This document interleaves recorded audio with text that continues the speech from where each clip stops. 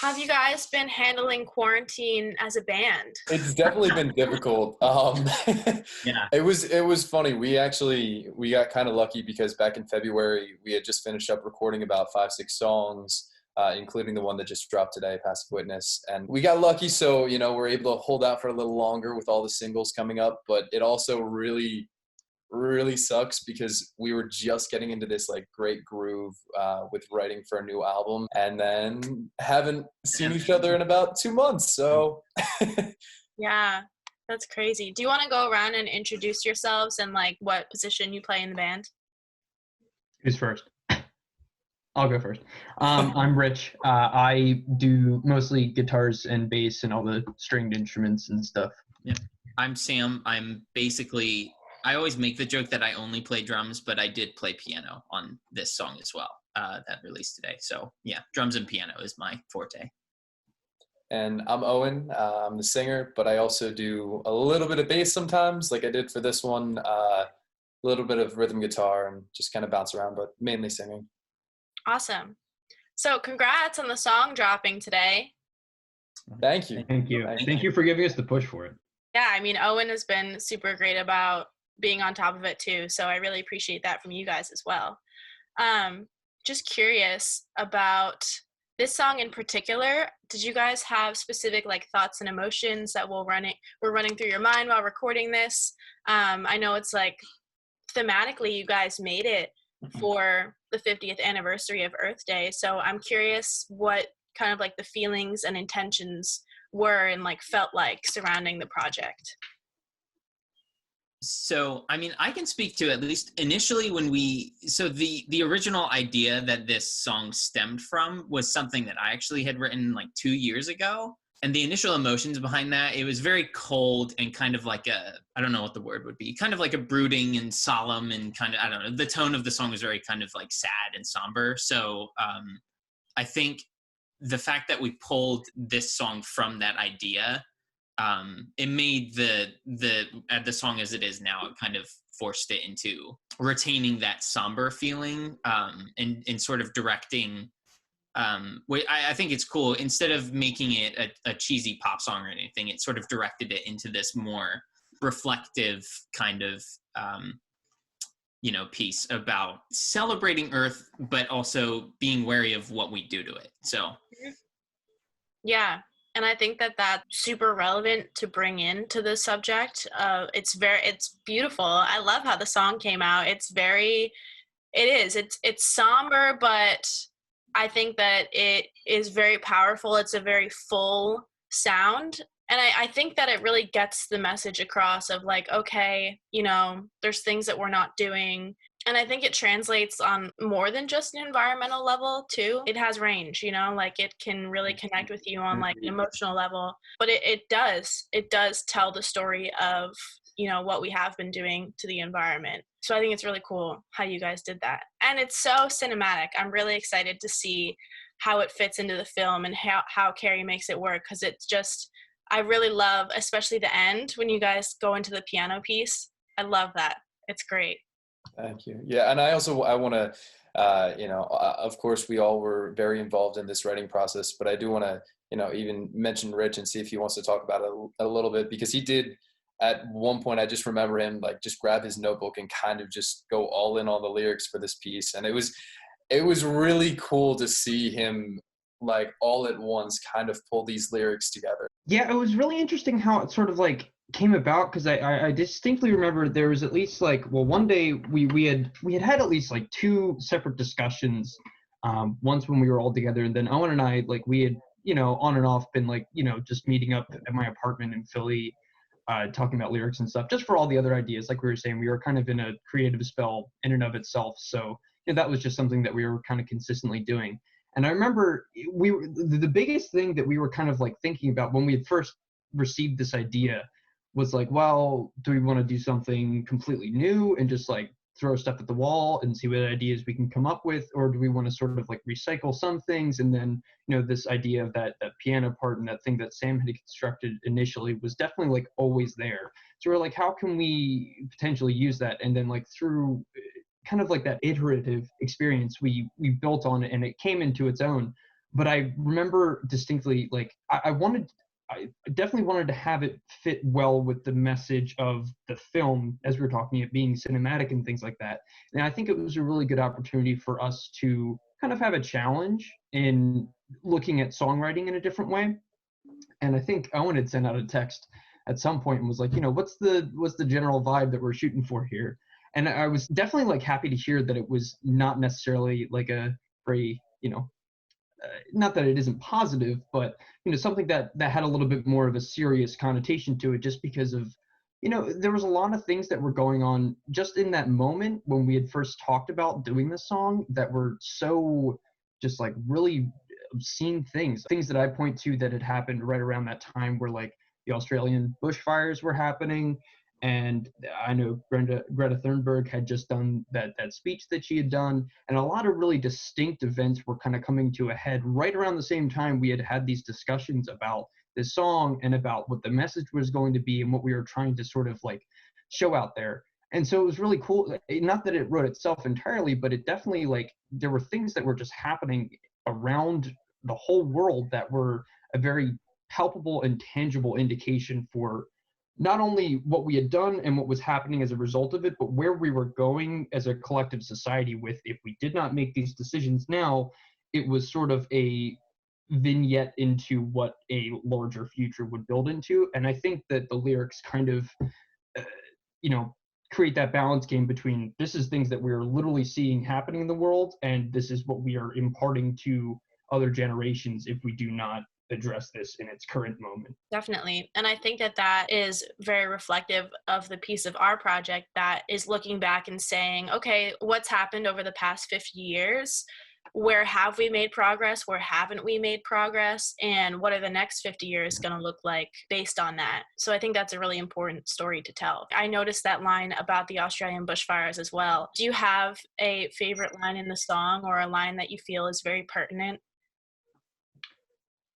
I don't know. I really like the chorus. It's really easy to, I think, just talk about, oh, look at all these things going on. It's awful. Yeah, it is, of course, awful, but it is all contingent and building to a larger issue that if things aren't done at this present moment, trying to frame it around our children. And it's like, it's weird. We're all 20 something, so that's not something that we're necessarily directly thinking about, but we are actively contributing and creating a world or an environment literally that is a make or break situation for the people that are the next generations. And if we don't actively interface in a positive manner now with the decisions that we're making in our younger years, think about what's going to be happening 2 or 3 generations down the line, and trying to really tangibly say, think about what we're giving to these people that are going to have to deal with this situation.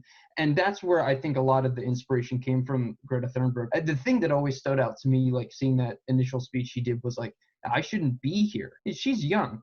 And it's true. She should not have to be the figure that is like carrying us. Although obviously thankful that she is there and her message is as, strong as it is. These are discussions and talks that we should have been having in this fashion much, much earlier. And I think it was a very direct, in implying, the next generations and things. I think it created a really serious note for what we're giving. Definitely. I was going to say, when you talk about our children, like our children, it's also interesting to think about the whole movement of young people behind Greta Thunberg. Back in September, me and Carrie went to the climate strike in New York City, and it was just crazy. It was all high schoolers. It was all 14 to like 17-year-olds asking the government not to take away their futures, which is just crazy to see, but really cool. And it's also interesting to see high schoolers out there protesting in comparison to Earth Day, because over the years, Earth Day has been kind of ridiculed since it kind of started as a college student movement with the national teach-ins, which is great, but it's been ridiculed for only having this highly educated, primarily white group of people out there organizing. So it's nice to see some diversity and some even younger people out there spreading a message about the environment. I guess they have to, and that's what it's come down to. Yeah, it's kind of like the make or break moment for it too.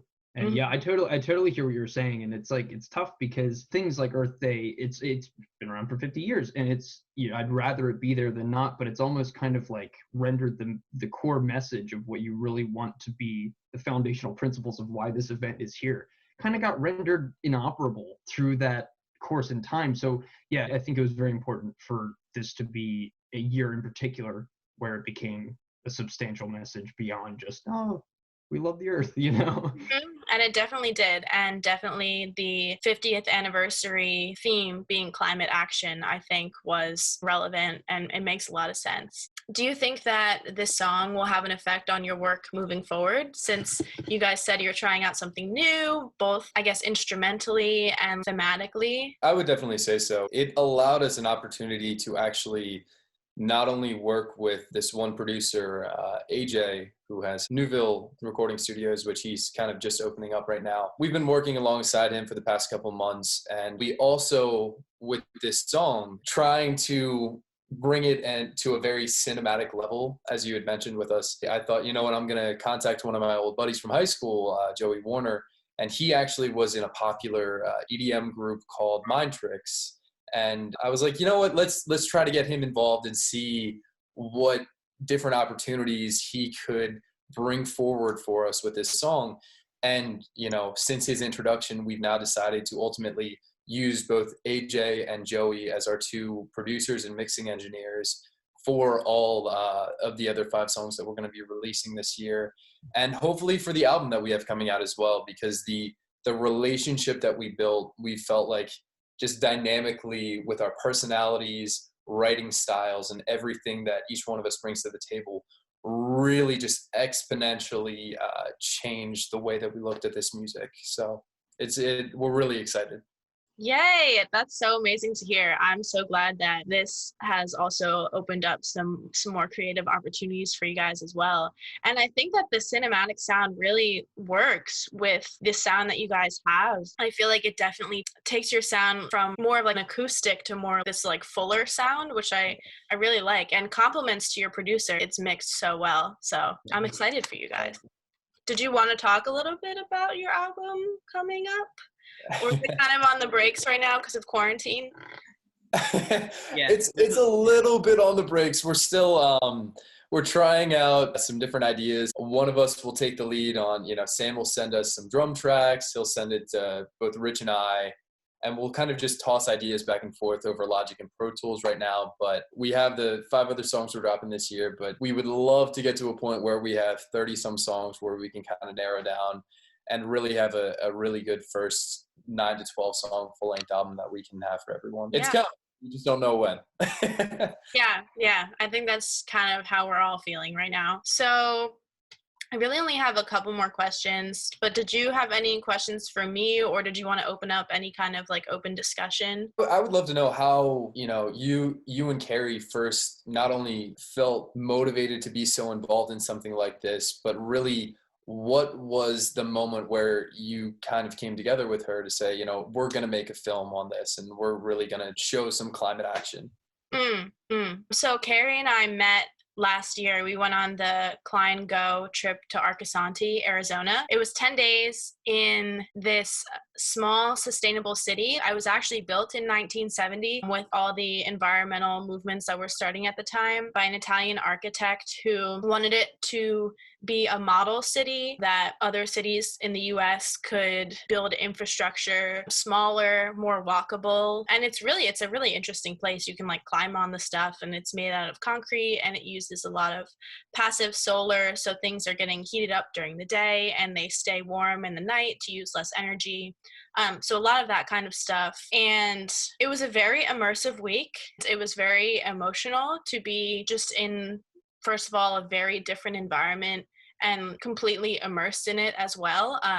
We were just like living there, which is a really unique opportunity that Temple gives you. And we came back and we were just like, that was interesting. And we were kind of like sitting with this feeling. And I'm an advertising student. So up until this point, I was just looking at big agencies looking to sell things.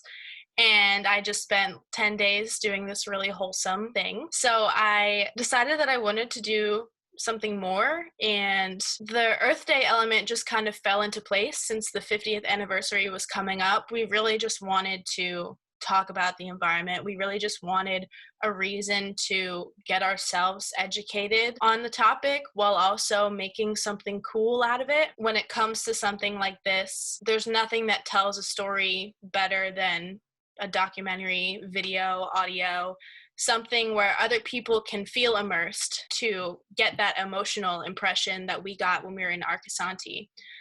So Carrie had expressed to me that she wants to do videography for National Geographic one day. That's like one of her goals. So I was like, this is perfect.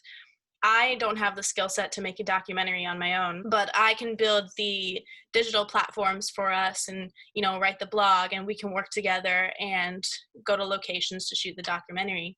And that's just kind of how it came together. And we worked with Dr. Barry Vacker in the MSP department, who was super helpful and guided us through the process. I actually took Barry Backer's class back when I was still studying MSP, I want to say like 4.5 years ago, like freshman year, before I switched over to strategic communications. He's a deep thinker. He definitely got the ball rolling with a lot of asking the big questions. And I think now, it's been a couple months since we started it, and I've definitely been getting like a lot more educated on the topic. And I think now it's been nice to see how these like grand topics that we started researching, like the history of Earth Day, like all the crazy stuff that went down in 1970 that I was not alive for, and the arc of the 80s and the 90s and back into everything that's happening now with the movements. It's also been really interesting to see how that plays out on a local level. And it's also been interesting to see how can we manage that conversation when we can't be physically out there. So definitely, I think the last one is still a work in progress. The Earth Day Network had their 24-hour live stream, and TU Sustainability did an environmental teach-in. It was cool how they'd used that term in general. It was a real like throwback to 1970. Yeah. That's really cool, because I think one thing that you said of just like the idea of just deep thinking and reflecting on these questions, sort of to tie that to the song. I think most people are not ignorant of the environment, intentional. They're just, I'm just ignoring it because I don't care. I think a lot of people do actually care, but some people just aren't informed. And so I think the whole premise of Earth Day to kind of raise that awareness, just showing people there are questions that you need to be asking, because I think about the future when I have kids, a couple of generations down the line, I fear for like if the earth has gone to heck in a handbasket, I almost feel responsible for that, for my great grandchildren. So yeah, I just think that's a good point about just to think deeply on these things. And that's something, we hope to communicate through the song itself as well. So for sure. And I think that it's difficult and it's almost painful sometimes, for me at least, to like think deeply about these kinds of things. Even now, trying to wrap my head around the big issues and then tying them back to, okay, how am I living my life on an individual level that's sustainable, and how am I contributing to society that's sustainable? Just going through the whole circle of it all. It's taken a long time for me to even begin to wrap my head around. And even just like the smallest stuff, I've been figuring out like new things about recycling all the time that I didn't know. Yeah. Like I didn't know that you can actually recycle mildly greasy pizza boxes, but not too greasy of a pizza box. There's such specific things that if you don't take the time to look into, you wouldn't know. So it's really great to get the resources out there.